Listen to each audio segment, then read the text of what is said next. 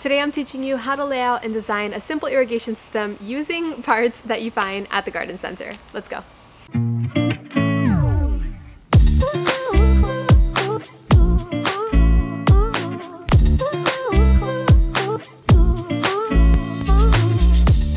Hey there, welcome back to Mini Urban Farm, a channel about gardening and homesteading in the suburbs. My name is Veronica, and on this channel I talk about all things small space gardening, homesteading, setting up an irrigation system like we're talking about today, and even raising chickens. So if that sounds good to you, don't forget to subscribe. But today we're talking about how to set up and design a simple irrigation system. When I first started gardening, the only thing that I knew how to do was water by hand, and while that's a very easy and effective way of watering your plants, it gets really old fast because not only do I not want to wake up at the crack of dawn and water throughout the summer months even more, but sometimes I would forget and then the plants just don't get watered. So setting up a simple irrigation system is a really effective way of getting your plants the water that they need. Now, when I first started, I had no clue what I was doing when it came to irrigation. I searched for a whole bunch of different things online and I could not find a good way to set up an irrigation system that made sense for a simple backyard garden. Now, I'm going to show you how I am designing the system based on what I did in my previous garden where we had a really nice irrigation system for all my raised beds. We're setting up a system in this garden behind us. And the first step of that is deciding where it is that you want to place all of the different pieces in your garden. So I'm going to walk you through all of the parts that I've been using. I have them all right here next to me, how much they cost, and how I'm going to be piecing them all together.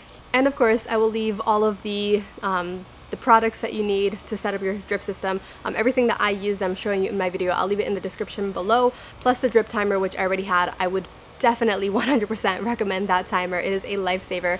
And then I think the corner bar coupling things were maybe a couple of dollars. So really, you're looking at spending between 100 to 120, depending on your setup, for a garden of this size, which is again about 75 to 80 square feet. Alright, so the first thing that I want to show you is exactly how and where I'm setting this up. So this is my current garden, Milo taking a little nap over there in the garden, but essentially that will be the end of the irrigation system, and it will be starting over here. However, the line, and don't mind the grass, the line will run all the way over here. You can see we're cleaning out our little chicken brooder, and over here is our drip timer. Now we currently have our drip timer connected to the little sprinkler system, which works really well. It's just a little simple in-ground sprinkler system. It kind of jets out here and moves its way around, but the drip irrigation is going to be so much better, and when the drip is in, we're going to remove that and repurpose this water hose. Alright, so this is our setup for the things that we're going to need for our drip system, minus one thing, which I'll turn around and show you in a minute, because it's kind of already all over the floor. This is the first thing that I want to show you, which is specialized drip line. So this is drip line, right, a 1/4 inch tubing, but these little bars in here, those are actually emitters, right? So you can see the little holes. You don't have to put any additional emitters. If you connect this to the 1/2 inch tubing, this will essentially just drip out, right? I think it's every 6 inches, and so every 6 inches it has an emitter built in, and that will work really well for watering all the plants. Alright, so that actually connects to our main 1/2 inch line via these little, I think they're called barbed couplings.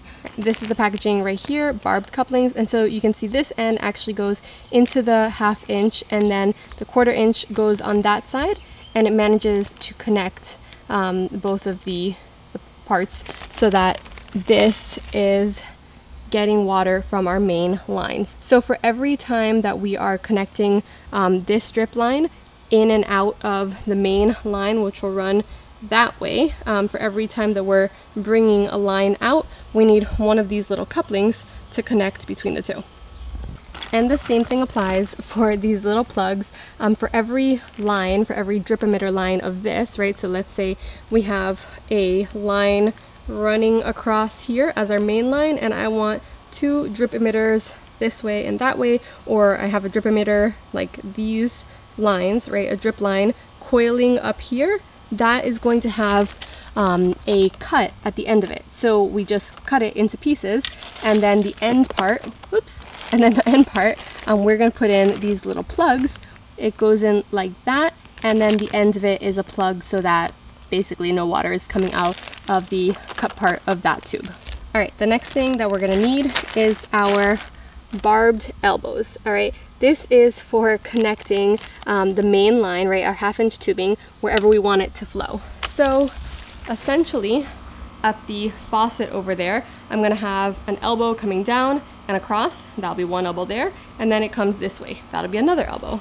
And then it's gonna come here and have an elbow going up. So the elbow is gonna go like that essentially, and then the elbow will sit right there in the middle and the line's going that way. And the same thing at the top, we're gonna have an elbow here going across, and then another elbow in that corner, which will take the rest of it across the entire garden. And as you can see, this is what the little elbow looks like. One part of the main line goes on that side, the other part goes on this side right here, and basically you connect and you get one line coming that way, the other line going that way, and it forms a corner. So that is our barbed elbows. And then the last thing I like to use, actually not the last thing, one of the last things I like to use is tubing stakes. So these are basically just metal stakes. They have like a round part on here, and then, I don't know if I can, here you go, if I can show you guys, I haven't opened it yet. There's a hole here, and they just kind of like stick into the ground, and they just hold down whatever tubing, so it's not like all flopping around in here. It'll be basically held in place at the end of the bed. All right, so the next thing we have are our fan sprayers, and these are 180-degree fan sprayers. In the past I've used 360, but these are actually going to go at the front of our beds like this and like that. 2 per bed, I believe, or every 6 foot. I can't remember which one I measured out to, but these are gonna end up spraying from this side that way in like a fan, 180 degrees. Now these are really awesome because they're already kind of set up. The tubing, right, this is the tubing piece here, and it just uncoils here, right, once I take it out, and I stick this directly into the 1/2-inch tubing. And then you can see they have these little emitters on top here. The little blue piece is the actual fan sprayer. You can see that piece of the blue is capped, and then that piece is open, which is why it's 180 degrees. And then with the little twist knobby there, you can actually adjust as needed. And these actually already have a little barbed coupling on the end of them, so you can just stick them into the main line. All right, so this is actually our main line. I unraveled it so that I could measure it all out and make sure we had the appropriate number of feet so that I could go around the entire garden here. Milo's over there hanging out. But as you can see, once I unraveled it, not so easy to put it back in. So the last thing that you're gonna need besides our main line is actually our little end cap. All right, and the way that this works is basically it's to stop the entire system from flowing out. This is going to be our little stopper. You put it on one end here. All right, you just slide one end of the line in this hole, you flip over the line, and it goes in here, and kind of like a water hose, when you turn it over and hold it, it just doesn't let out any water. Hey, pup. Yeah, you were excited? You excited for the irrigation system? I know, me too. And then the piece that ties it all together is our drip system, so that I don't have to physically come in here and turn it on and off. This is on a timer. Now you are going to need something to connect this to the spigot. You can see if this is the main line. Right now we're just using the water hose with the sprinkler, but this is essentially going to be the same as our main line, and it is basically going to come in to this this hose adapter here, followed by the drip irrigation system, and there's some backflow preventer in here and a splitter. So I got a Y splitter here, which is connecting to our faucet. So I can still use this faucet if I want to for other things, if I could turn it on. So this I couldn't connect whatever else I want to it, but with this drip irrigation system, I don't have to come in and turn it on every day. But if you really wanted to, you could just leave it out and turn on your drip irrigation system every day and then turn it off when it's done. However, this is super convenient because it just runs on auto every single day of the week for me, and I don't have to worry about it. Alright, so I have my receipt here from everything that I just showed you, minus the 1/2-inch tubing because I already had that, and the corner pieces because I already had those also. I already had the timer, so I did not have to buy that. But everything else came to $83.29. My garden is 30 square feet from end to end, 2 feet wide, plus my 2 additional beds running on the sides of the garden. So total, I think it comes to about 75-80 square feet. So that's the total garden space, and I'm putting drip in the entire area. Now, the way that I'm going to set this up is I'm going to run a drip line from the faucet, or the main line from the faucet, with no drip irrigation until it gets to the first bed. Once it gets to the first bed, there'll be fan emitters in every single raised bed, in addition to our drip line, which has drip emitters spaced every 6 inches. So if you're looking for a visual, I will jump on the computer and I'll lay it all out the way that I played around with it when I was first setting up. So in just a few minutes, I'll actually put it in front of you so you can get a visual if you need that like I do. I actually had to go and draw it out on a piece of paper, which I would encourage you to do for your own garden space also. But the way that I'm setting it up is I want 2 different layers of drip irrigation. Number one, I want my drip lines, right? Because I want all of my plants to be watered at the base of the plants, which is good for preventing disease and mold, and it just is a little bit more targeted. And Milo wants some attention over here, but that's a little bit more targeted, so I like having actual drip lines in every single bed. But also I want an overhead watering system that can be controlled with the knob, like I showed you with the little emitters, because I direct sow a lot of my seeds, and when you're direct sowing seeds, having drip lines going directly into the soil, providing water into the soil, is not going to get those seeds wet enough to actually germinate. It might get some of them wet if they're all along that same drip line, but that's not really how it works. You need to be watering them from the top so that they are absorbing that water and able to germinate. So I tend to use the actual drip emitters when the plants are fully grown, and maybe like some salad greens or something like that. But the fan sprayers, I use that more for seed starting, and when the plants are much younger, that the roots aren't as deep, therefore the roots are not able to actually absorb the water from the bottom of the soil. That's why they need that overhead watering when they're first getting established. Alright, so once you have your entire garden laid out, either in a drawing or like on paper or on the computer, what you're going to want to do is go through and determine what kind of drip irrigation do you want, how much spacing do you want between your plants. Now you can buy the drip line with the emitters in it that are 12-inch spaced, or you can buy it with 6-inch spacing. I happen to prefer the 6-inch spacing, that way I can plant out more densely, which is super important if you're growing in a smaller space like I am. And I also really like these fan adjustable staked risers. Alright, the riser part is the fact that this goes in the soil and the little emitter or the little micro sprayer over here is on the top. You can buy them individually and attach them to the riser. I just happen to prefer buying it in a convenient little prepackaged item like this, and it already has the little barbed couplings in it already. You can just take that and put that directly into your 1/2-inch tubing, stick this in the soil and turn it on. You can also turn these off, which is why I like them. So if you are already doing really well with the drip line and your plants are more established, you don't have to use these every single time. So it is really adjustable.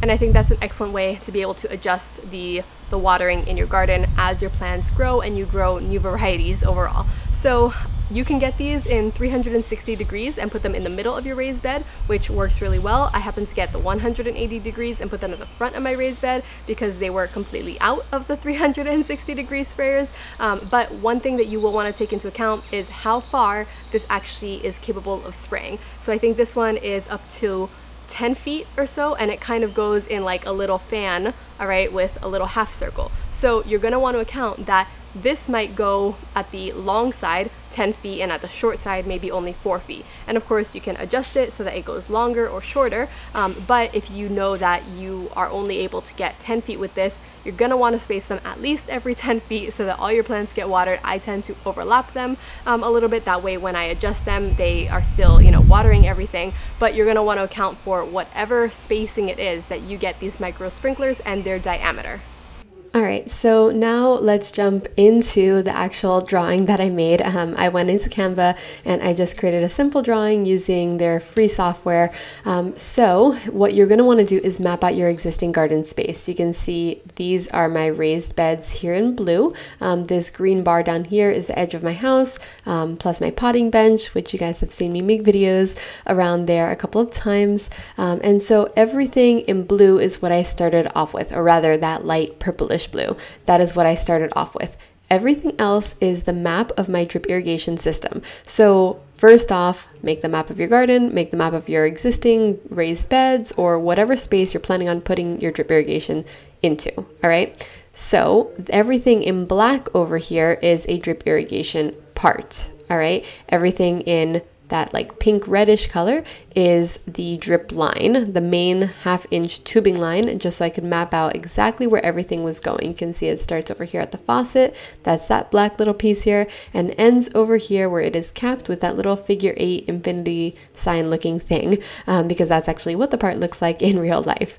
Now everything in blue is the actual emitters. All right, so I'll walk you through each of these pieces, but I'm going to start over here at this end, that way you can get a feel of exactly how I was able to space these things out.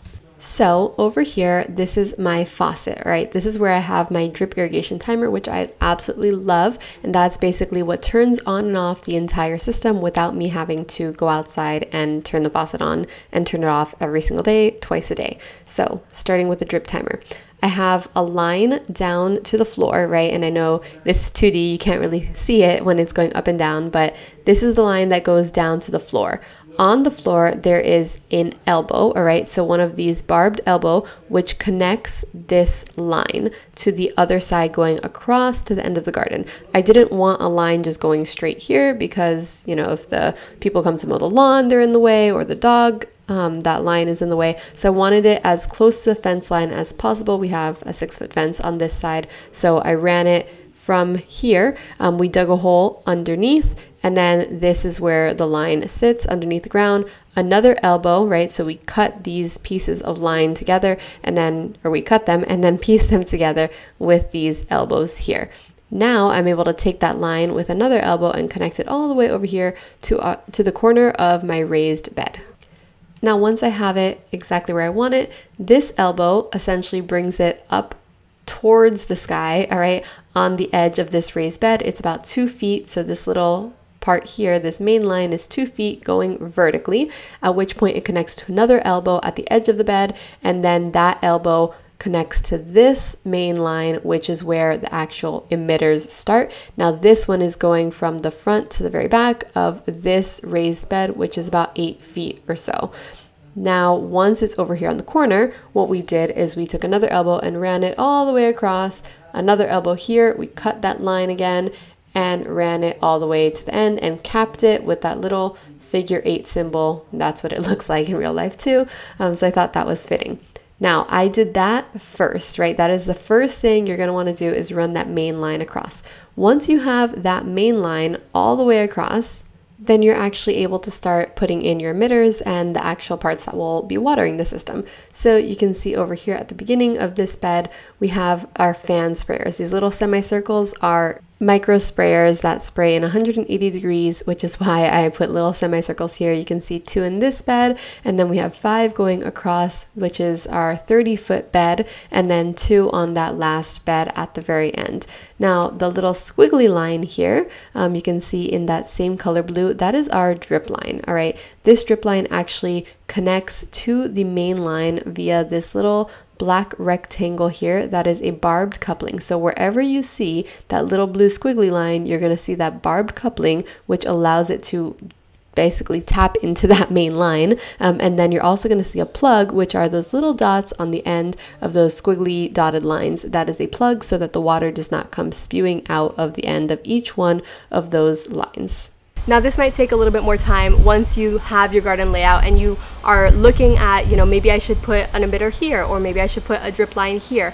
Now what I like to do is I like to take this line, right, with all my emitters in it, and I'll take out a 5 or 6 foot piece of this tube and cut it at that 6 foot mark, and take a barbed coupling, put it in one end and a plug on the other end. I stick that directly into my main 1/2 inch tubing. All right, therefore I get one 6-foot piece coming out of that main tube, and I can coil that around whatever plants I need it most, or I can coil it around the end of the bed, or I can move it wherever I need it to be, depending on what's growing in that bed at the time. That gives me a lot of flexibility, and it's something I did in my previous garden, which worked out ridiculously well.